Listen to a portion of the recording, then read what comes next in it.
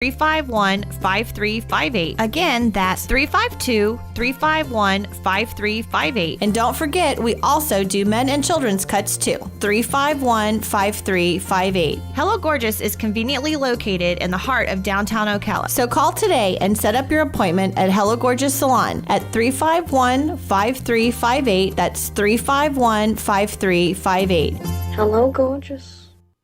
Keep up with what's going on in the downtown area with Ocala Downtown Newspaper. Delivering thousands of newspapers to businesses in the downtown area, Ocala Downtown is there to keep you informed. They even have Tom's Picks, a free referral for people who are looking for a company to do work for them. Tom's Picks will refer the company that fits your needs, and all we ask in return is that you tell them where you heard about it. It's simple. For more info, just call Tom's Picks, 352-804-1223, and pick up your copy of the Downtown Ocala newspaper today. And now read Ocala Downtown newspaper online. Veterans Helping Veterans USA. Call 352-433-2320. We help veterans and their families with limited financial assistance, counseling, employment referrals, and a food and clothing bank. You can help in making a huge difference in the veterans' lives we serve by donating food, clothing, household items, or direct financial assistance. All donations are tax deductible. Veterans Helping Veterans USA, 352-433-2320. Thank you for your attention, and God bless America. Hi, I'm Jimmy Buffett. Save the Manatee Club has helped to protect imperiled manatees and their aquatic habitat for decades, but there's still more work to be done. Threats from cold weather, red tides, pollution, and boat collisions continue to take their toll on the manatee. So let's work together to safeguard the manatees and the places they call home. Be the friend they need. Visit SaveTheManatee.org. Thank you. The Ocala Golf Club, one of Ocala's premier golf courses, from its pristine 18-hole course layout to its amazing pro shop. Jason Linhart and the staff at Ocala Golf offer everything that you need for your golf outing. That's the Ocala Golf Club. Experience country club style golf at municipal prices. You won't go wrong with the Ocala Golf Club. Call them for a tee time today, 352-401-6917. Now you've done it. Have you lost your mind? He's back. And you're listening again. A legend in his own mind. Don't believe me? Just ask him. Here's Tom Schmitz live on WOCA. The Source.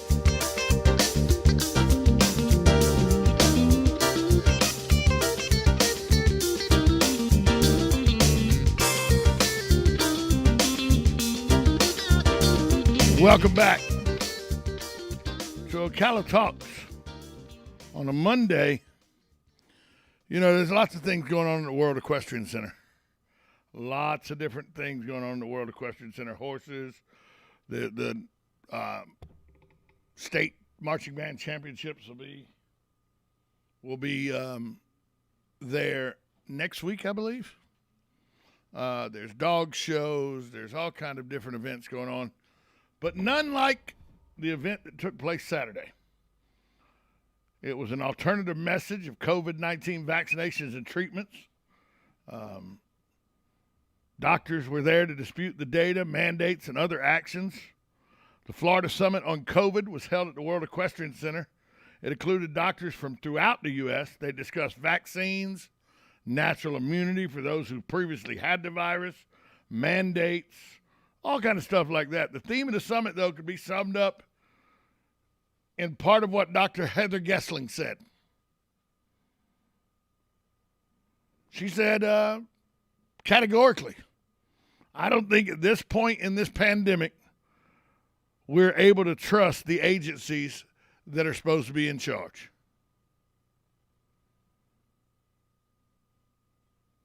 Gainesville attorney Jeffrey Childers, he was there. He's represented opponents of the vaccine and mask mandates, including City of Gainesville employees. A key topic was immunity in people who've gotten COVID and the protection it provides.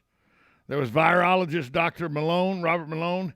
He presented slides to help explain how various vaccines work, told people who've already had COVID-19 they should not get vaccinated, adding that studies show natural immunity is long-lasting. He's critical of the Centers for Disease Control position that people who have had the virus should get vaccinated. He said that study that the CDC put out is highly flawed. Texas cardiologist Paul McCullough was there. He gained wide attention for his position on the virus and vaccinations. He got a standing ovation when he came to the stage. He said the debate over COVID-19 is a battle between good versus evil. Government agencies are not providing full information on research of the virus. McCullough said millions of children already had the COVID-19 that went undetected. The immunity they had, he said, is the way to break the grip of fear. And he said this vaccine causes myocarditis.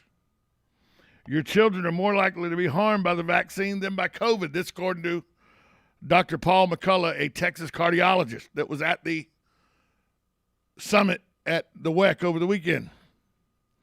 Now, the CDC, the National Institute of Health, and other agencies, they say it's generally safe for adults and kids. I will tell you this. I took the vaccine 11 weeks ago now. And up until 5 days ago, the side effects of it were debilitating to me. Debilitating. I was using a cane. I couldn't sit more than about 30 minutes before my legs started aching and hurt. My legs were full of water retention.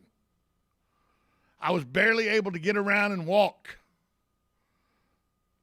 Once they finally figured out through conversations with representatives from Pfizer and my primary care physician, they were able to blood test and different conversations they had, whittle it down to the shot actually kicked my immune system into way, way overdrive to where it was attacking my body.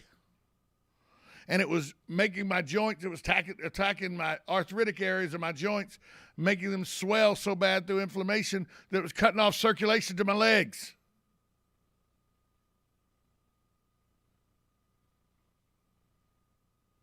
They put me on a steroid regimen. I will tell you, 5 days ago, I had a cane and could barely walk.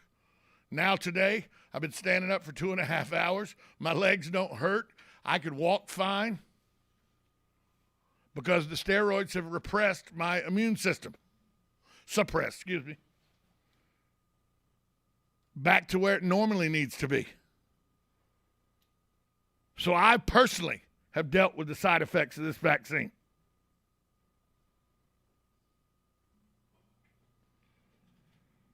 They did talk about the controversial stuff, the ivermectin, stuff like that is where. Dr. Pierre Corey said that it shows high efficacy as an antiviral agent. Of course, we know government agencies have not approved it for use for COVID-19 because it's not been evaluated to be safe. Now, this summit was organized by Dr. John Littell of Ocala. He had an audience on his feet when he announced that a federal judge had issued a stay on the mandate that employers with more than 100 workers have to be vaccinated or tested once a week. Almost 1,000 people attended this summit. Most of the attendees were in the medical profession, including doctors, nurses, pharmacists, and other members of the medical profession. They came from all over the country to be part of this summit.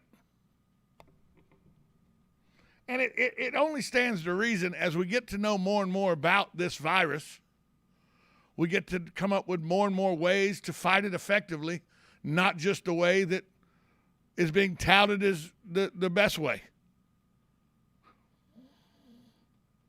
The more you know, the better you can then go after what's causing the issues. 11 weeks ago, they knew very little about what was causing my issues. 8 weeks ago, they decided it might be COVID-related, COVID shot-related. 4 weeks ago, they decided it was definitely COVID shot-related. 5 days ago, they came up with a game plan that seems to be effective.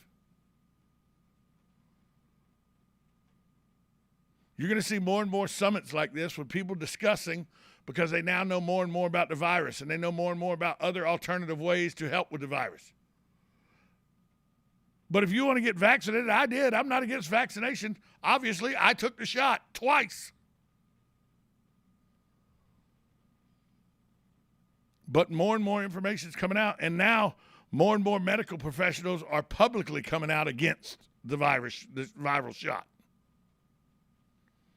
Remember that group of doctors who stood at Capitol Hill the first month or so and were ridiculed as terrible doctors? Their license should be taken from them.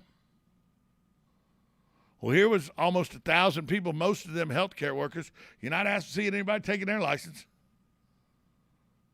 Because a year and a half, year and 10 months in, a year and 11 months in, we're now learning, yes, there are other alternatives. They may not be as effective. Who knows? We don't know yet. That research has still got to come in. But there is other alternatives. And we're learning that through these kind of discussions, these kind of summits. Kudos to Dr. John Littell of Ocala, who put this all together. And he had a fantastic venue to put it at the World Equestrian Center. Conversation, discussion amongst like-minded people is the best way to come at solutions. And that's what I think took place this weekend. Conversation with like-minded people. Anthony Fauci is not the be-all, end-all. He's one expert in a pool of thousands of experts that are he's learning about this too, by the way, about how to best combat it. He may help, his funding may help create this, but everybody's learning on the fly how to deal with it. Everybody. So kudos to the folks that were part of this summit over the weekend at the World Equestrian Center. Take a break. Come back. This is Ocala Talks. You're listening to 1370 AM, 96.3 FM. You're listening to WOCA, The Source. Broadcasting from the Ocala International Airport, this is WOCA AM, W242CA FM, Ocala, 1370 AM, 96.3 FM, The Source.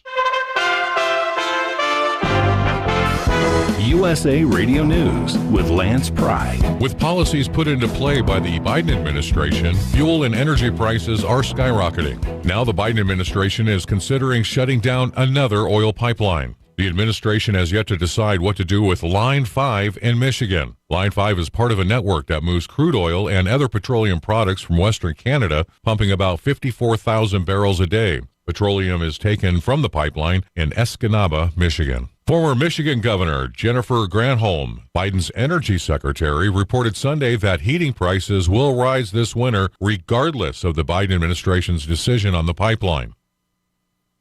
A hacking group with potential ties to China has breached 9 global organizations as part of an ongoing espionage effort. The report labels the Chinese threat group as Emissary Panda. USA Radio News. If you're concerned about the power grid and want to generate your own supply of off-grid electricity, this will be the most important message you'll hear this year. Here's why. We now have a small number of solar generators back in stock. These emergency backup systems provide life-saving backup power when you need it most.